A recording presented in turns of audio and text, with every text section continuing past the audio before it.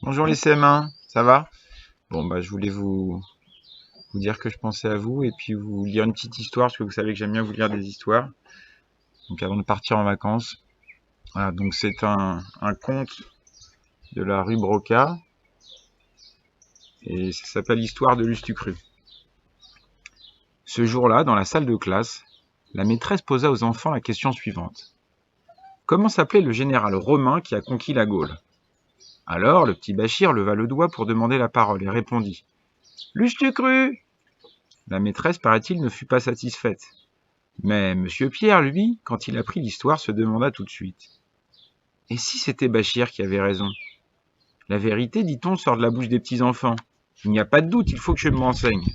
Et monsieur Pierre se renseigna.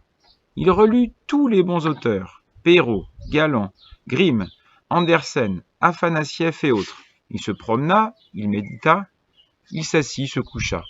Il dormit, il rêva, et au bout d'une semaine de travail acharné, il était en mesure de raconter l'histoire de Lustucru. Cette histoire, la voici. Il y a très longtemps, à l'époque des Romains, vivait un roi barbare. Quand ce roi eut un fils, une bonne fée lui apparut, qui lui dit ces mots. Ton fils est immortel, il ne mourra jamais. De plus, il deviendra un grand guerrier, plein d'audace et de bravoure, et il fera de grandes choses. Mais tout cela à une condition. Laquelle? Demanda le roi. C'est, dit la fée, que tu lui donnes le nom de Lustucru. Le roi eut une hésitation, même pour un barbare, le nom de Lustucru est un peu ridicule. Cependant, il se dit que la bravoure et l'immortalité valaient bien qu'on supporte ce petit inconvénient, et après réflexion, il répondit. J'accepte. Qu'il en soit donc ainsi, dit la fée. Et elle disparut. Le prince Lustucru grandit rapidement et devint en peu de temps un garçon accompli, plein de force et de courage. Quand il eut environ 12 ans, le roi, son père, l'envoya à Rome pour parfaire son éducation. Il entra donc dans une école romaine. Comme il était aussi intelligent que brave, il était le premier partout. Ou plutôt, il aurait dû l'être, mais ses maîtres romains ne lui donnaient jamais la première place parce que pour rien au monde, il n'aurait voulu dire ou écrire « premier Lustucru ». Pendant toute la durée de ses études, le pauvre Lustucru fut donc un éternel second. Une fois sorti de l'école, il essaya d'entrer dans l'administration et passa des concours. Mais là encore, la même malédiction le poursuivit. Bien qu'il fût, et de loin, le meilleur et le plus capable, il n'était jamais reçu, et tous ses concurrents lui passaient, comme on dit, sur la tête. Que faire? Un autre à sa place aurait quitté Rome et se serait retourné chez ses parents, mais Lustucru avait conscience de sa valeur. Et il se sentait né pour de grandes choses. Il se dit « Je suis meilleur que tous les autres, mais cela ne suffit pas. Pour être reconnu, il me faut accomplir quelque chose d'énorme. » Mais quoi donc, par exemple? Voyons. Tiens, une idée. Je vais conquérir la Gaule. Il faut savoir qu'en ce temps-là, la France s'appelait la Gaule, et que ses habitants s'appelaient les Gaulois. Seulement la Gaule était un gros morceau, et Lustucru ne pouvait pas la conquérir tout seul. Il lui fallait recruter une armée. Un jour qu'il se promenait dans les rues de Rome, un mendiant l'arrêta. « Pitié, monsieur, donnez-moi quelque chose !» Lustucru regarda le mendiant. Il était pauvre et sale, mais c'était un bel homme, encore jeune, bien bâti, courageux, volontaire. « Dis-moi, tu sais te battre ?»« Oh oui, monsieur. »« Tu aimes voyager ?»« Oh oui. »« Les aventures ne te font pas peur ?»« Oh non. » En ce cas, dit Lustucru, tu entres à mon service, tu vas me lever une armée et nous allons conquérir la Gaule. D'accord? D'accord, dit le mendiant. À la bonne heure, au fait, comment t'appelles-tu? Jules César. Eh bien, Jules César, suis-moi, je t'invite à déjeuner. Et c'est ainsi que Jules César devint le lieutenant de Lustucru. À eux deux, ils levèrent une armée, l'instruisirent, l'entraînèrent, puis ils passèrent les Alpes et entrèrent en Gaule. L'histoire de la conquête, vous la connaissez. Comme les tribus gauloises ne cessaient de se quereller entre elles, Lustucru commença par s'allier aux unes pour combattre les autres. Il pénétra de cette façon dans l'intérieur du pays. Ensuite, il aida les Gaulois dans leur lutte contre les Germains, ce qui lui permit de s'infiltrer plus loin encore. Mais petit à petit, les Gaulois commencèrent à s'apercevoir que sous couleur de les aider, Lustucru les colonisait. Ils résolurent alors d'oublier leurs querelles et de s'unir une bonne fois pour toutes pour chasser les Romains. Le jeune roi des Arvernes, un certain Vercingétorix, prit la tête du mouvement, et ce fut cette fois la guerre ouverte. En bonne logique, les Romains auraient dû être exterminés car ils n'étaient qu'une poignée, au milieu d'un pays hostile. Mais les Gaulois, s'ils étaient courageux et actifs, manquaient terriblement de discipline et d'esprit de suite. Finalement, Vercingétorix, enfermé dans la ville d'Alésia, dut reconnaître sa défaite et se rendit à Lustucru. Celui-ci écrivit toute l'histoire dans un livre, dont il confia le manuscrit à Jules César en lui disant « Va porter ce livre aux Romains et emmène aussi Vercingétorix. Tu leur diras que Lustucru leur a conquis la Gaule. » Mais Jules César était jaloux et envieux. Il prit une plume de roseau, de l'encre et un grattoir, et falsifia le manuscrit. Partout où il y avait Lustucru, il l'effaça et écrivit César. Partout où il y avait Lustucrum, il écrivit Césarem. Et partout où il y avait Lustucro, il y substitua Césari ou encore Césaré, suivant le cas. Bref, à la place du nom de Lustucru, il mit partout son propre nom. Une fois arrivé à Rome, il dit au sénateur romain « Moi, Jules César, je viens de conquérir la Gaule. Voici le livre où je raconte mes exploits. Et maintenant, vous allez me nommer empereur. » « Oh vraiment, vous croyez, dirent les Romains. Si vous ne voulez pas, répondit Jules César, je lance mon armée contre vous. Oh, mais alors, ça change tout, dirent les Romains, et ils le nommèrent empereur. César entra dans Rome au cours d'un magnifique défilé, et fit tout aussitôt étrangler Vercingétorix, de peur qu'il ne dise la vérité. Ensuite, il envoya 2 hommes à lui en Gaule avec l'ordre de tuer Lustucru. Les 2 hommes se mirent en route. Dès leur arrivée, Lustucru, qui attendait avec impatience des nouvelles de Rome, les fit venir dans sa tente. Les 2 hommes, une fois introduits, tirèrent leurs épées et lui en percèrent le cœur. Lustucru, qui était immortel, n'en fut pas moins douloureusement surpris. Il comprit qu'une fois de plus on lui avait volé la première place et déçu, écœuré, se réfugia en Germanie. Les Germains l'acceptèrent parmi eux, à cause de sa valeur, mais lui refusèrent la place de chef. Pas plus que les Romains, ils ne voulaient recevoir d'ordre d'un monsieur qui s'appelait Lustucru. Cette fois encore, notre héros fut maintenu à un rang subalterne, ce qui veut dire en 2e position. Quelques siècles plus tard, les Germains envahirent l'empire de Rome et les Francs occupèrent la Gaule. Vous avez tous entendu parler de Clovis, le roi des Francs. Eh bien, Lustucru, à cette époque, était un guerrier de Clovis.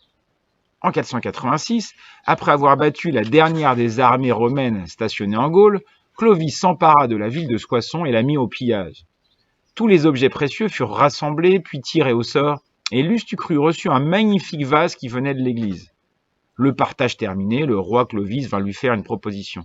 « Laisse-moi ton vase, dit-il, je te donnerai quelque chose en échange. » Mais Lustucru, qui en avait assez d'être traité comme un sous-ordre, se mit en colère. Levant sa hache, il fracassa le précieux vase en disant à Clovis « Tu n'auras que ta part, rien de plus. » Clovis s'en alla sans rien dire, mais comme il était rancunier, il n'oublia pas. Quelques semaines plus tard, retrouvant devant lui le soldat Lustucru, il lui jeta ses armes à terre. Lustucru se baissa pour les ramasser. Clovis alors brandit sa hache et lui fendit la tête en disant « Ainsi tu as fait du vase de Soissons. » Puis il s'en fut. Croyant l'avoir tué, Lustucru en fut quitte pour une forte migraine, mais il quitta l'armée de Clovis. À partir de ce jour, on perd sa trace pour quelque temps. Du reste, il nous serait impossible de raconter une si longue vie dans tous ses détails, même si nous avions pour cela tous les documents nécessaires. En l'an 732, les Arabes, venus d'Espagne, occupaient le midi de la France. Pour arrêter leur progression, le maire du palais, Charles Martel, se porta au-devant d'eux, à la tête d'une armée franque. Ce fut la bataille de Poitiers. Elle fut sanglante et dura jusqu'au soir. La nuit venue, les 2 armées se retirèrent dans leur campement, et l'on ne savait trop qui était le vainqueur. Tout le monde étant très fatigué, les 2 camps s'endormirent. Mais Lustucru ne dormait pas. Sans se faire voir, il sortit du cantonnement et attaqua à lui tout seul le camp arabe. Il tua en moins d'1 heure des centaines d'ennemis. Les pauvres musulmans avaient beau se défendre à coups d'épée, de lance, de hache, de masse d'armes. Lustucru continuait son carnage et ses blessures se fermaient aussitôt. Les Arabes, voyant cela, le prirent pour le diable, levèrent le camp et détalèrent sans attendre le jour. Le lendemain matin, Charles Martel se réveilla et s'aperçut que l'ennemi s'était replié. « Tiens, c'est curieux, dit-il. Qui donc les a chassés ?»« C'est moi, dit un soldat, au garde à vous. Toi ? Et comment t'appelles-tu ? Je m'appelle Lustucru. » En entendant ce nom, toute l'armée franque éclata de rire et Charles Martel s'écria « Ridicule ! De quoi aurons-nous l'air si nous disons que Lustucru a battu les Arabes à Poitiers ? Qu'il soit bien entendu qu'ils ont été battus par moi, et celui qui dira le contraire qu'on lui coupe la tête. C'est ainsi que, cette fois encore, le nom de Lustucru fut rayé de l'histoire. Lustucru fit encore bien des choses. Ce fut lui qui, en 778, sonna du corps à Roncevaux. Ce fut lui qui conquit l'Angleterre pour le compte des Normands. Ce fut lui qui bouta les Anglais hors de France. Du Guesclin, c'était Lustucru. Le Grand Ferré, c'était Lustucru. Jeanne d'Arc, c'était encore Lustucru. Ce fut lui qui reconnut Louis XVI à Varennes et qui composa la Marseillaise. Ce n'était pas Napoléon qui traversait le pont d'Arcole à pied, sous une grêle de balles autrichiennes. Non, c'était Lustucru, toujours Lustucru. Certains vont même jusqu'à prétendre que ce fut lui qui, le 18 juin 1940, au micro de Radio Londres. Mais arrêtons-nous là. Aller plus loin, ce serait de la politique. Le pauvre Lustucru avait bien 2000 ans et malgré toutes ses actions d'éclat, son nom restait inconnu dans l'histoire. Complètement découragé, il s'en alla trouver la grande sorcière de la rue Mouffetard. « Bonjour, madame la sorcière. »« Bonjour, monsieur. Vous avez l'air bien triste. Qu'est-ce qu'il y a donc qui ne va pas ?»« Eh bien, voici. Je suis grand, je suis fort, je suis brave et je suis immortel. J'ai fait des tas de grandes choses que tout le monde connaît, mais personne ne sait que c'est moi qui les ai faites et personne ne sait mon nom. »« Voilà qui est bizarre, dit la sorcière. Et comment vous appelez-vous ? » ?»« Je m'appelle Lustucru. »« Lustucru, vous m'en direz tant, mon pauvre monsieur. Avec un nom pareil, les historiens ne vous citeront jamais. »« Vous croyez ? » ?»« J'en suis sûr. Si vous voulez devenir célèbre, vous n'avez plus qu'une chose à faire. »« Laquelle ? » ?»« C'est d'entrer dans une chanson. »« Ça, c'est une bonne idée, mais comment faire ? » ?»« J'en sais rien, dit la sorcière, et personne n'en sait rien. Pourquoi des gens comme Malbro ou le roi d'Agobert sont-ils devenus des héros de chansons, plutôt que le grand Condé ou Chilpéric ? C'est un mystère. Vous n'avez qu'à attendre. Après tout, rien ne presse. Vous êtes immortel. C'est vrai, dit Lustucru. Il dit merci à la sorcière, puis il quitta Paris. Et, résigné à une longue médiocrité, il s'installa dans un petit village où il acheta une belle maison au bord de la grande route. Les mois puis les années passèrent. Chaque matin, Lustucru s'asseyait dans un grand fauteuil, devant la fenêtre ouverte, et passait la journée à regarder la voisine d'en face, une certaine madame Michel, qui vivait seule dans une maison au volet vert, avec son chat pour toute compagnie. À force de la regarder comme ça, tous les jours, il en devint amoureux. Un beau dimanche, après la messe, il acheta un bouquet, mit son bel habit noir, sa cravate et ses gants, puis traversa la rue et fut sonné chez la voisine. Celle-ci vint lui ouvrir. « Monsieur, vous désirez ? » ?»« Excusez-moi, madame Michel, mais je suis votre voisin d'en face. »« C'est vous, voisin ? Je ne vous reconnaissais plus.